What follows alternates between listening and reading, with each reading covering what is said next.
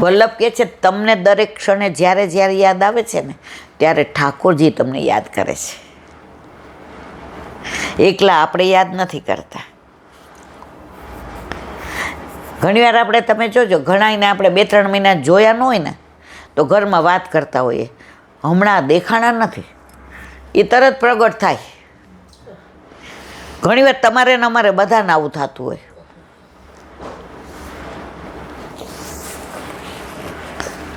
ત્યારબાદ કનૈયાજી ગોપીને બાંધેલી સ્થિતિમાં રાખી બહાર જતા રહે છે કે કેમ કે ગોપી બંધાવાના અધિકારી હતી.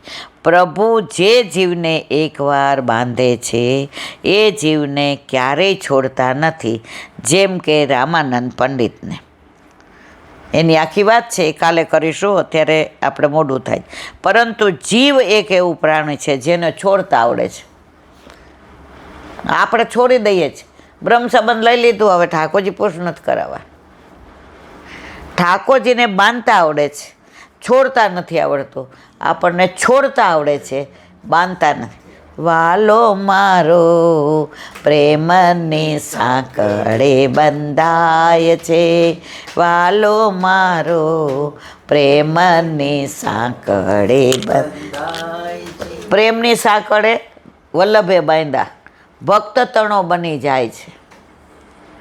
ગોપીજનોએ બાંધ્યા, ગોપીતણો થઈ જાય છે.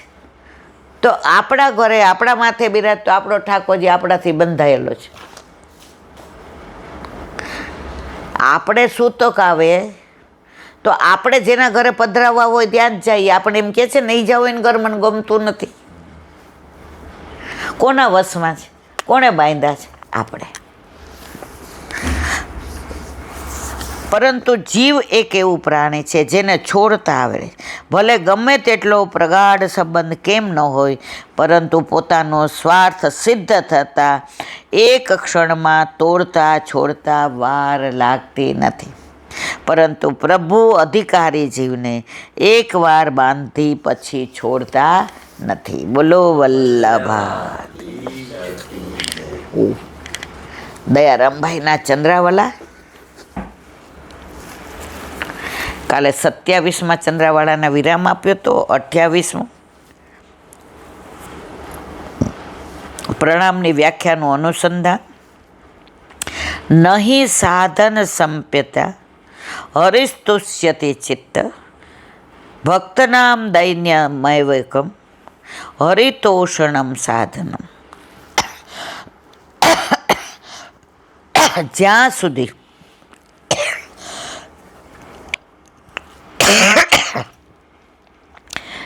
સુધી અહંકાર અને સાધન બળ હોય ત્યાં સુધી દિનતા આવતી નથી.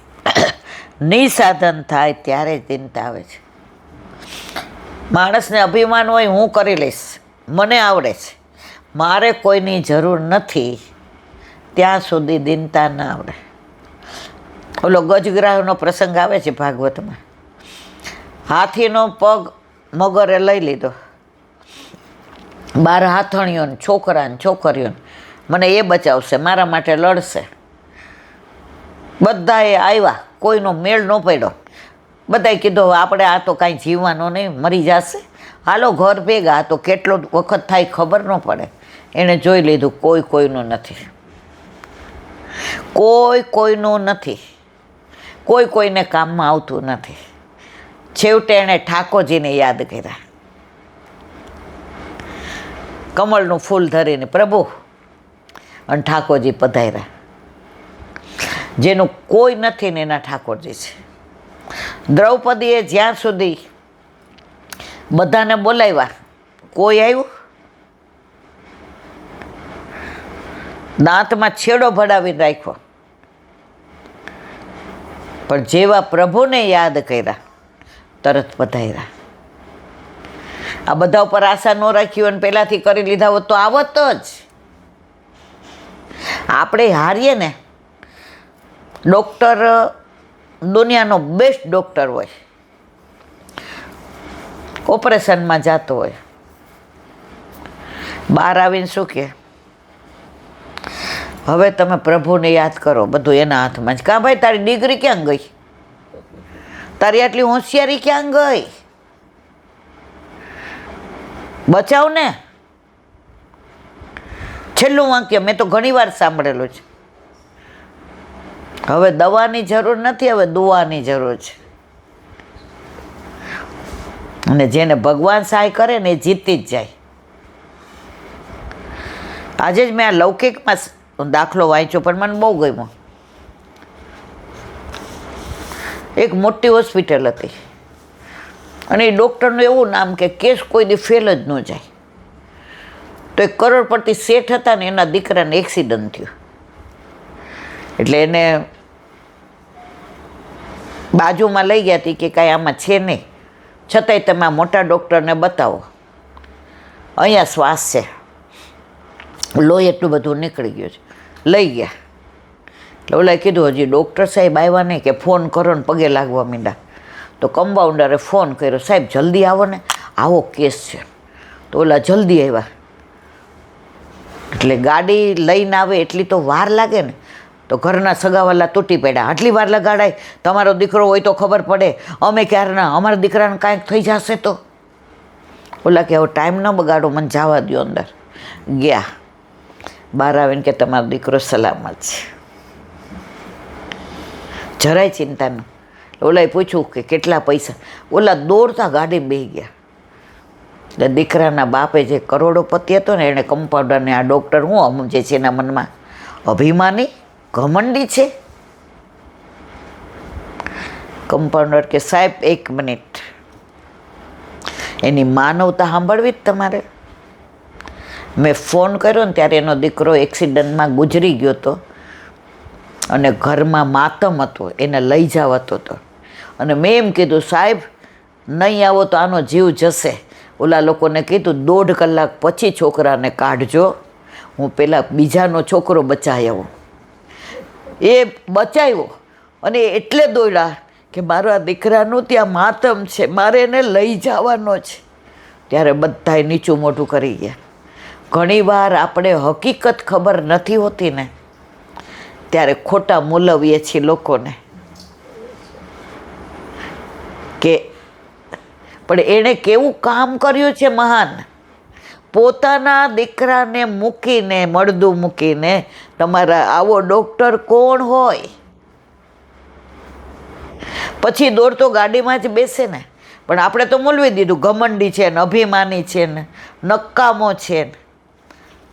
કોઈને મૂલવતા પહેલાં મારા વાલા 2 વાર વિચાર કરજો, ક્યાંક આપણે એના દોષમાં તો નથી પડતા ને. જ્યાં સુધી અહંકાર, ઓલા શેઠને પૈસાનો અહંકાર હતો, જ્યાં સુધી અહંકાર અને સાધન બળ હોય ત્યાં સુધી દીનતા આવતી નથી. નિસાધન થાય ત્યારે જ દીનતા આવે છે.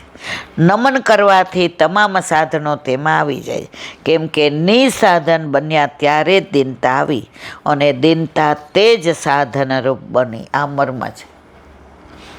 પુષ્ટિ માર્ગનું પાયાનું પગથિયું દીનતા.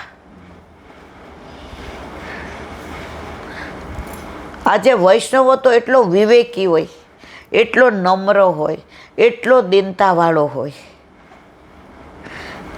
આજે પોતાના ઘરે વૈષ્ણવ આવ્યા હોય, એ વેશ ધારણ કરીને આવ્યા હોય તો એની એટલી આગતા સ્વાગતા કરે કે વેશેનો ઓલા દયા ભવૈયો. આ બધાય વાર્તા વાંચી હોય એટલે મારું વિવરણ નથી કરવું. એણે વેશેનો ધારણ કર્યો, 4 હત્યા એની પાછળ હતી, પણ એ તો આમ ડોલતો જાય, હત્યાની અંદર ઘરી ન હકે. એણે વેશ કોનો ધારણ કર્યો છે? વૈષ્ણવનો. તો દીનતાનું બીજું નામ વૈષ્ણવ અને વૈષ્ણવનું બીજું નામ દીનતા, જે અત્યારે આપણને ખબર છે આપણે ક્યાં છીએ. બોલો વલ્લભાધીશ.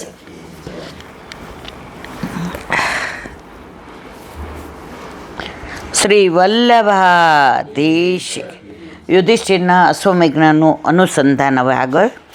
તેન સમૃદ્ધ સંભારો ધર્મપુત્રો યુધિષ્ઠિર વાજી મેઘ શ્રી વિવિધો યજ્ઞ સમય જતુરી. અર્થ, ભાઈઓએ લાવેલા તે ધન વડે યજ્ઞની બધી સામગ્રી તૈયાર કરાવી ધર્મરાજાના પુત્ર યુધિષ્ઠિરે ભયમુક્ત રહીને 3 અશ્વમેઘ યજ્ઞો વડે હરિભગવાનનું સારી રીતે યજન કર્યું. સુબોધિની છે. તેન સમૃદ્ધ સંભારેન ઘનેન સમૃદ્ધા આજ્યમ પશવ પુરોષિયા દેય સંભારાયન. તે ધનથી ઘી, પશુઓ, હોમવાના પદાર્થો વગેરે સામગ્રી જેણે તૈયાર કરેલી એવા યુધિષ્ઠિરે યજ્ઞ કર્યો. રાજાએ બ્રાહ્મણોના ધનથી આમ યજ્ઞ કર્યા તે અયોગ્ય ન હતો, કારણ કે ભૂમિ પર તજેલું ધન રાજ્યની માલિકીનું થાય છે. તે બતાવવા ધર્મનો પુત્ર પદ મૂક્યું છે. રાજા તે ધર્મને જાણે છે. ચક્રવર્તી રાજા અશ્વમેઘ યજ્ઞ કરી શકે છે, એટલે બધા યુદ્ધોમાં વિજય પ્રાપ્ત કર્યો હોય અને શાંતિની સ્થિતિ સ્થપાઈ હોય ત્યારે અશ્વમેઘ યજ્ઞ થઈ શકે. રાજાનું નામ યુધિષ્ઠિર સૂચિત કરે છે કે યુદ્ધની સ્થિતિ હવે સ્થિર થઈ ગઈ હોવાથી અશ્વમેઘ યજ્ઞ થશે. યજ્ઞેન યજ્ઞ મજયંતે, યજ્ઞથી જ યજ્ઞ એટલે દેવોનું પૂજન કરવું એવું શ્રુતિ વચન છે. માટે કહ્યું છે વાજી મેઘ સ્ત્રીયભી, 3 અશ્વમેઘ યજ્ઞોથી અર્ચન કર્યું. રાજાએ હરિભગવાનનું યજ્ઞોથી પૂજન કર્યું. હરિ એટલે બ્રાહ્મણોનું પણ દુઃખ કરનાર ભગવાનનું પૂજન કર્યું. આથી બ્રાહ્મણોએ તજી દીધેલું ધન ભગવાનની પ્રેરણાથી લાવ્યા હતા તે વાત પૂર્વે કહી, એટલે એનો વિરોધ થતો નથી. શ્રી મહાપ્રભુજી આજ્ઞા કરે આ હતો. શ્રી શરૂ થતાં 2 શ્લોક પ્રક્ષિપ્ત છે. જિજ્ઞાસુ વૈષ્ણવની જાણ માટે અમે આ બંને પ્રક્ષિપ્ત શ્લોક સાનુવાદ આપ્યા છે. શ્રી મહાપ્રભુજી આ શ્લોકની ટીકા લખી નથી. આ હતો ભગવાન રાગનામ યાચયિત્વા દિજય નૃપાન ઉવાસ કતે ચિન્માસાન શ્રુદા પ્રિય કામ્યભા તતો રાગનાર પ્યનુજ્ઞાત કૃષ્ણયા સહ બંધુભિ યયો દ્વારવતીમ બ્રહ્મન સાર્જુનો યદુર્ભિવર્ત. અર્થ: રાજા યુધિષ્ઠિરે જેમને તેડાવ્યા તેવા ભગવાન રાજાઓથી બ્રાહ્મણો દ્વારા યજ્ઞો કરાવી મિત્રોને ગમતું કરવાની ઈચ્છાથી કેટલાક માસ હસ્તિનાપુરમાં રહ્યા.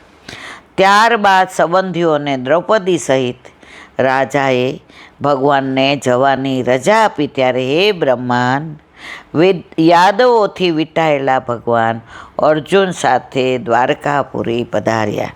ઇતિ શ્રી ભાગવતના પ્રથમ સ્કંદ અધિકાર લીલાના અવાંતર ઉત્તમાધિક તૃતીય પ્રકરણના 6ઠા અધ્યાય પરની શ્રી વલ્લભ દીક્ષિત વિરચિત સુબોધિનીજી ટીકાનું વિવરણ સમાપ્ત.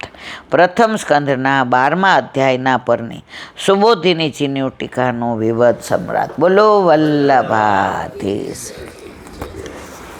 શ્રીમદ ભાગવત અને મારા ગુરુદેવને દંડવત પ્રણામ करूँ छू. सरोवर पे सूरदास जी के द्वार पे मेरा दंडवत प्रणाम. सुरभि कुंड पे परमानंदास जी के द्वार पे मेरा दंडवत प्रणाम. जमुनावता पे संकर्षण कुंड पे कुंभनदास जी के द्वार पे मेरा दंडवत प्रणाम. बिच्छू कुंड पे कृष्णदास जी के द्वार पे मेरा दंडवत प्रणाम. कदम खंडी पे गोविंद स्वामी के द्वार पे मेरा दंडवत प्रणाम. अप्सरा कुंड पे चित्त स्वामी के द्वार पे मेरा दंडवत प्रणाम. मानसी गंगा पे नंददास जी के द्वार पे मेरा दंडवत प्रणाम. रुद्र कुंड पे छत्रपुरदास जी के द्वार पे मेरा दंडवत प्रणाम. વ્રજ વિલાસ વ્રજની ગોપિકાઓને મારા દંડવત પ્રણામ. હે વલ્લભ, સવારથી અત્યાર સુધી સેવા, સ્મરણ, સત્સંગ જે પણ તે કરાવ્યો તે તારા ચરણારવિંદમાં સમર્પણ કરું છું. ભૂલ અપરાધ થઈ હોય તો ક્ષમા કરશો. બોલો વલ્લભાધીશ કી દ્રઢ ચરણ કેરો ભરોસો દ્રઢ ચરણ કેરો શ્રી વલ્લભન चंद्र छटा बिन सब जुग माय अंधेरो भरोसो दृढ़ न चरण केरो साधन और नहीं कली में क्या सोया निवेरो सूर का कहे द्विविध आदरो बिना मोल को चेरो भरोसो दृढ़ न चरण दृढ़ न चरण दृढ़ न चरण केरो શ્રાવાધીશ કી આજનો આ સત્સંગ મારા વલ્લભના ચરણારવિંદમાં સમર્પણ કરું છું. ભૂલ અપરાધ થયો હોય તો ક્ષમા કરશો. આ મારા વલ્લભની વાણી અને ભૂલ હોય મારી. બોલો વલ્લભાધીશ કી. બધાય વૈષ્ણવને જાજા કરીને જય શ્રી કૃષ્ણ.